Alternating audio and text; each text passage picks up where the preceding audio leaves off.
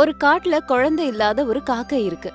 அந்த காக்கைக்கு குழந்தை இல்லன்றதுனால அதே இடத்துல ஒரே மரத்துல கூடு கட்டி இருந்த புறா, கழுகு, கிளி எல்லாம் அந்த காக்கைய குழந்தை இல்லாத காக்கான்னு சொல்லி காயப்படுத்துங்க.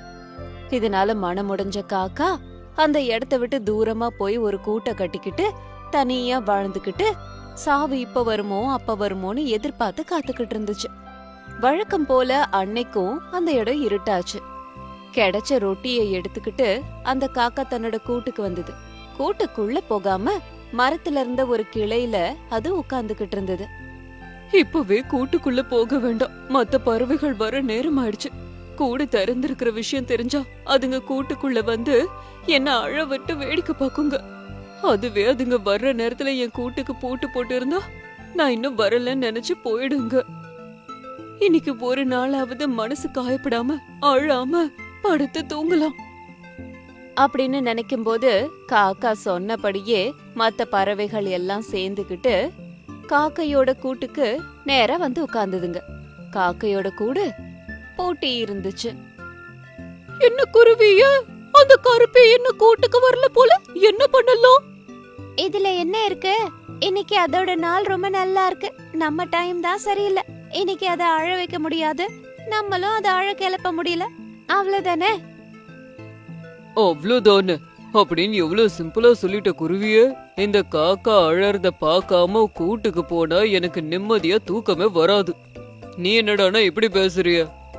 நீ கூட தான் இதுக்கு முன்னாடி காக்காவை அழ விடலன்னா அன்னைக்கு ராத்திரி எனக்கு நிம்மதியா தூக்கம் வராதுன்னு சொல்லிருக்க. எல்லாரும் கேளுங்க, ரொம்ப இருட்டாயிடுச்சு. சீக்கிரமா கூட்டுக்கு போலனா இந்த மரத்துல இருக்க பாம்பு எங்க வந்து எப்படி கிடைக்கும்னு தெரியாது. காக்கா இன்னைக்கு கிடைக்கலனா என்ன, நாளைக்கு இருக்கும்ல. இன்னைக்கும் நாளைக்கும் சேர்த்து அதுக்கு டமல் தமாக்காவா திருப்பி கொடுத்துடலாமே அப்படின்னு சொல்லி கிளி அங்க இருந்து பறந்து போனதும் பின்னாடியே குருவியும் பறந்து போச்சு.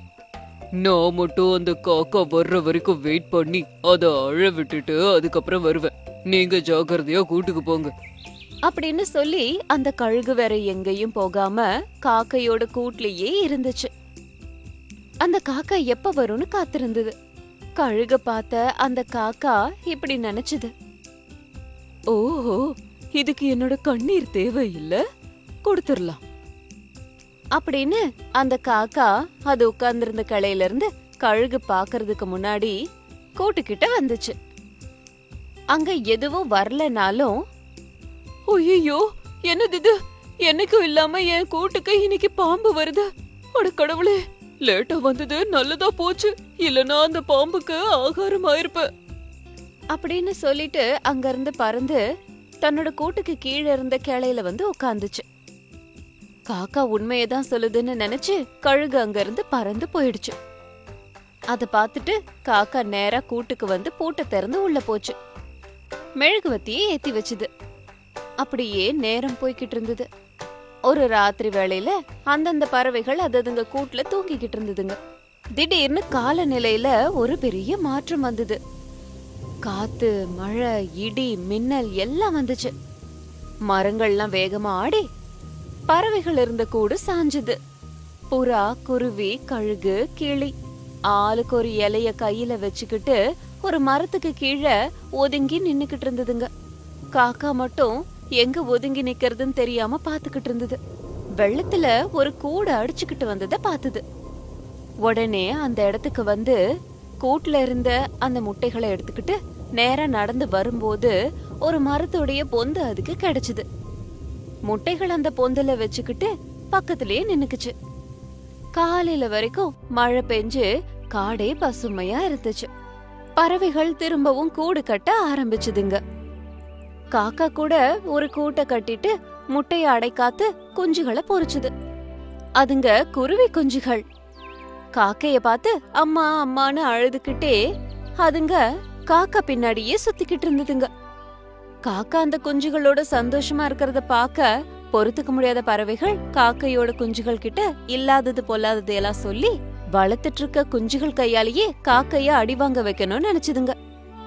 ஒரு நாள் அந்த குருவி குஞ்சுகளை கூப்பிட்டு புறாவும் கிளியும் இல்லாதது பொல்லாதது எல்லாம் சொல்லுச்சுங்க. ஆனா ஏற்கனவே அங்க வந்த காக்கா இதுக்கு பசங்க என்ன சொல்லுதுங்கன்னு பாக்குறதுக்கு அந்த மரத்துக்கு கீழேயே ஒளிஞ்சு நின்னுட்டு இருந்தது. இங்க பாருங்க, நீங்க பெரியவங்களோ சின்னவங்களோ தெரியாது, எங்களுக்கு தெரிஞ்ச வரைக்கும் எங்களோட அம்மா காக்கா தான். கலர் வேறையா இருக்கேன்னு எங்க அம்மாவை மாத்துவோன்னு நினைக்காதுங்க. நீங்க என்ன நினைச்சு எங்க கிட்ட பேசுறீங்களோ அது நடக்காது. பெத்தாத குழந்தைங்களா, கண்ணுக்கு கண்ணா பாத்துக்கிற எல்லாருமே அம்மாதான். அம்மாவை பத்தி பெரிய பெரிய கவிஞர்கள் எல்லாரும் எத்தனை பாட்டு எழுதிருக்காங்க. அந்த பாட்டை ஒரு தடவையாவது கேளுங்க. அம்மா பாசம் தெரியாத உங்ககிட்ட பேசுறதும் ஒண்ணுதான், செவிடங்காதுல சங்க ஊதுறதும் ஒண்ணுதான், தெரியுமா? இனிமேலாவது எங்களை பிரிக்கிறதுக்கு இப்படி எல்லாம் பண்ணாதீங்க. நீங்க எப்படி அம்மா ஆகிறதுன்றத பத்தி யோசிங்க. இங்க இருந்து கிளம்புறீங்களா? அத கேட்ட அந்த பறவைகள், காக்கா இந்த குஞ்சுகளை நல்லாதான் வளர்த்திருக்குன்னு மூக்கு உடைஞ்சு அங்க இருந்து பறந்து போயிடுதுங்க. காக்கையம்மா தன்னோட குஞ்சுகள் கிட்ட வந்து அதுங்க நெத்தியில முத்தம் கொடுத்து கண்ணீரோட அதுங்கள வாரி அணைச்சுக்குச்சு.